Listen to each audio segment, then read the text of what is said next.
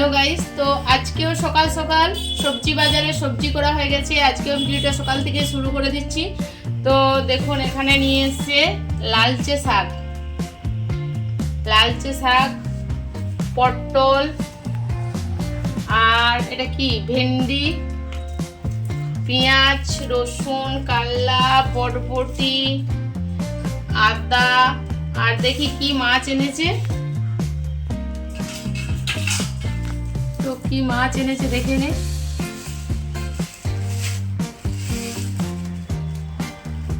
আজ এনেছে মাছটা বড় সাইজের, ভালো করে দেখা, বড় সাইজের মাছ। সেদিনে চারাপোনা ছিল, আজকে বড় সাইজের মাছ এনেছে।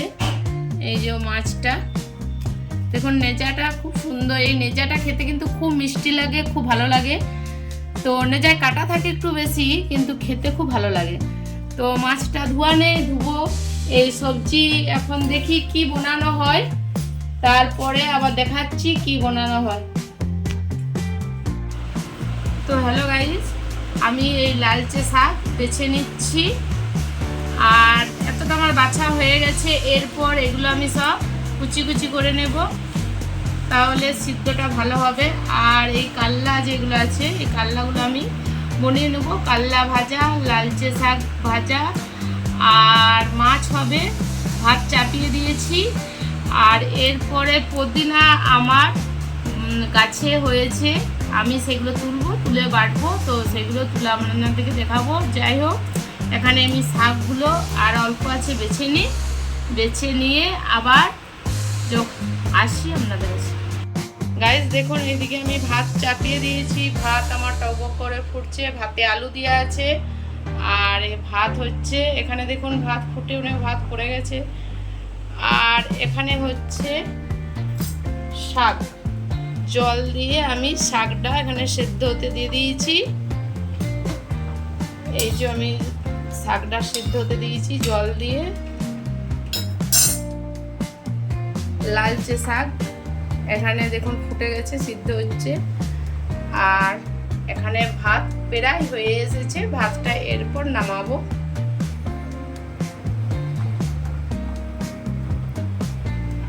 তো লালচে শাক দেখুন পুরো ফুটছে। এরপর আমি গ্যাসটা কমিয়ে এটা ঢাকা দিয়ে দেবো, শাকটা সিদ্ধ হবে। গাইস দেখুন, আমার শাকটা খুব সুন্দরভাবে সিদ্ধ হয়ে গেছে।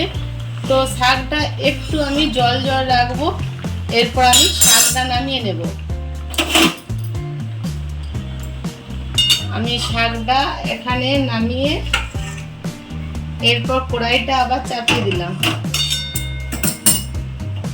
এই কড়াইটা এবারে তেল আর শুকনো লঙ্কা এবং সর্ষে ফোড়ন দিয়ে ছকাবো। এবং এটাতে তেল দিচ্ছি। শাকে বেশি তেল লাগে না, তা অনেকটা দিলাম। আর একটা শুকনো লঙ্কা।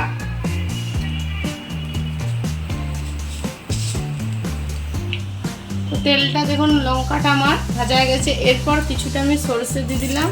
সরষের পর এখানে আমি মাছের বনি রেখেছি, এ দেখুন কিছুটা রসুন, এটা আমি খুব ভালো করে ভেজে নেব।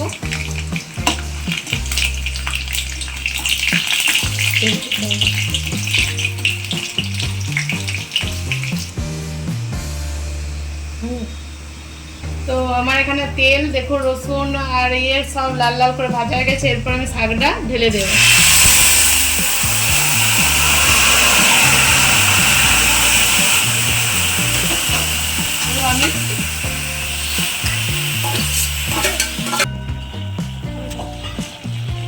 আমার শাকটা হয়ে গেছে। শাকটা এরকম অল্প জল থাকবে। এবার আমি গ্যাসটা অফ করে দেবো। তো গ্যাসটা অফ করে আমি শাকটা এখন ঢেলে নিই।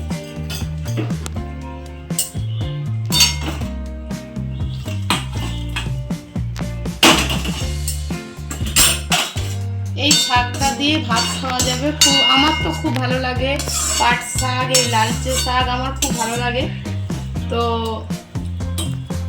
দেখুন আমার এখানে শাকটা হয়ে গেছে। শাকের পর আমি এখানে কাল্লা, আলু আর পেঁয়াজ ধুয়ে নিয়েছি। এটা আমি ভেবেছিলাম ভাজবো, তো এটা ভাজবো না, এটা সর্ষে বাটা আর আদা বাটা দিয়ে এটা আমি ভালো করে তরকারি বানাবো।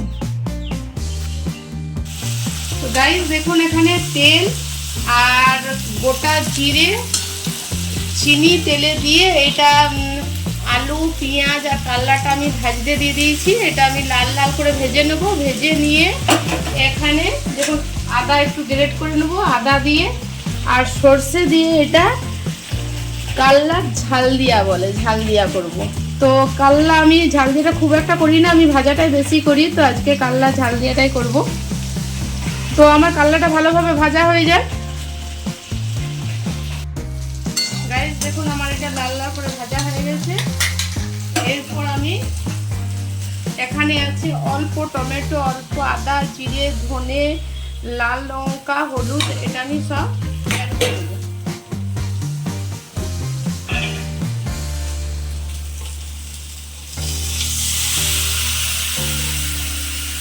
এটা দিয়ে অল্প আমি নেড়ে চেড়ে নেব।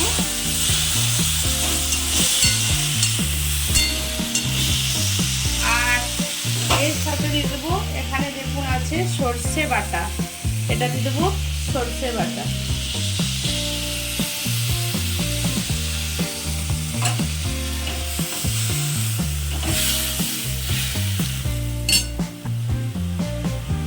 এটা দিয়ে দিলাম সর্ষে বাটা।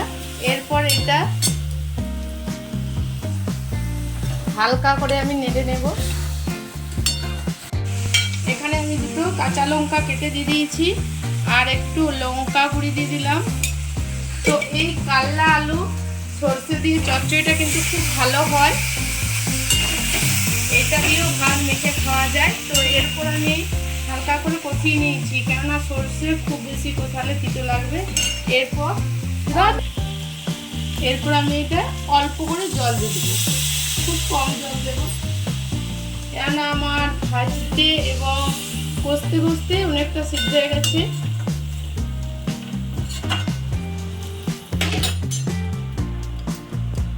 তো দেখুন কাল্লা আলু কালারটা কেমন লাগছে।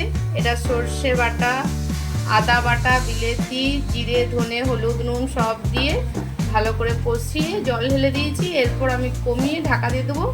সিদ্ধ হয়ে যাওয়ার পর নেড়ে চেড়ে নামিয়ে দেবো।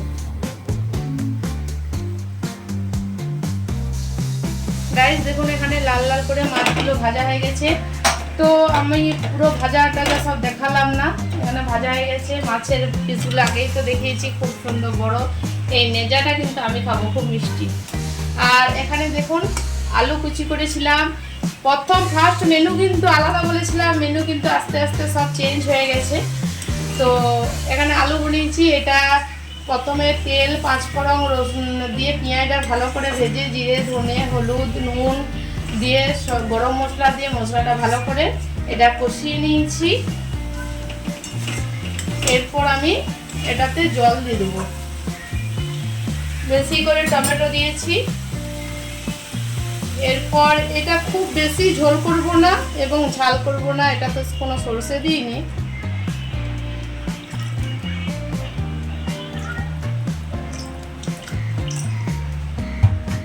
তো এই জলটা দিলাম। এই আলুগুলো আমি লাল লাল করে ভেজে নিয়েছিলাম। এই দেখুন বড় সাইজের আলু লাল লাল করে ভেজে নিয়েছিলাম। আলুটা ভাজাতে অনেকটাই সিদ্ধ হয়েছে, এরপর অল্প সিদ্ধ হবে এবং এই ঝোলটা ফুটে যাবে। আলুটা সিদ্ধ হওয়ার পর আমি মাছ দিয়ে দেবো এবং ভিডিওটা রান্না বান্না আজকে কি কি হলো, যা বলেছিলাম চেঞ্জ হয়েছে সব আগে বলেছি। এখানে কাল্লা আলুর চচ্চড়ি, পেঁয়াজ দিয়ে, সর্ষে বাটা দিয়ে, আর পাট শাক আর মাছের ঝোল। আর বলেছিলাম পুদিনা পাতা তুলবো, তো প্রচণ্ড ছাদে রোদ, তাই পুদিনাটা তুলতে পারলাম না। এরপর আমি স্নান টান করবো, সকালে একবার স্নান হয়েছে, তো আমার স্নান টান এখন হয়নি। স্নান করে খাওয়া দাওয়ার সময় আবার আসছি, তখন দেখা হবে। গাইস আমার চান টান হয়ে গেছে। চান টান হয়েছে, আমি এখানে সব সবজি, তরকারি বাটি, খালা বাটি সব নিয়ে বসে গেছি। এরপর আমি খেতে দিচ্ছি। তো এখানে দেখুন মাছের ঝোল, আর এখানে গুড় আচার নিয়ে নিয়েছি। আর এখানে আমার মেয়ে মাছের ঝোলে মাছ খায় না, তার জন্য একটা ভাজা রেখে দিয়েছি। আর এটা কাল্লা আলু যে বলেছিলাম ওই তরকারিটা, শাক, এখানে ভাত। তো আমি সবারই ভাত বেড়ে নেব।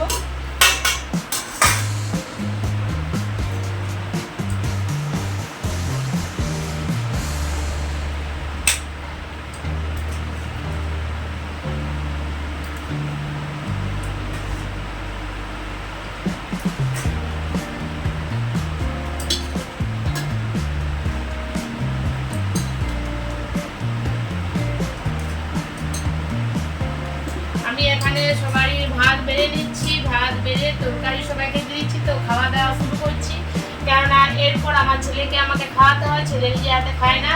তো এরপর আমিও খাওয়া দাওয়া করে নেবো। এখানে ভিডিওটা আমি শেষ করছি। আর বারবার আপনাদেরকে বলছি পুরো ভিডিওটা একটু আপনারা দেখুন, পুরো ভিডিওটা দেখুন, একটু সাপোর্ট করুন, পাশে থাকুন। আর কী ধরনের ভিডিও দেখবেন আপনারা হয়তো বলবেন না, আমি নিজেই বানাবো। তো সুস্থ থাকুন, ভালো থাকুন, পরের আবার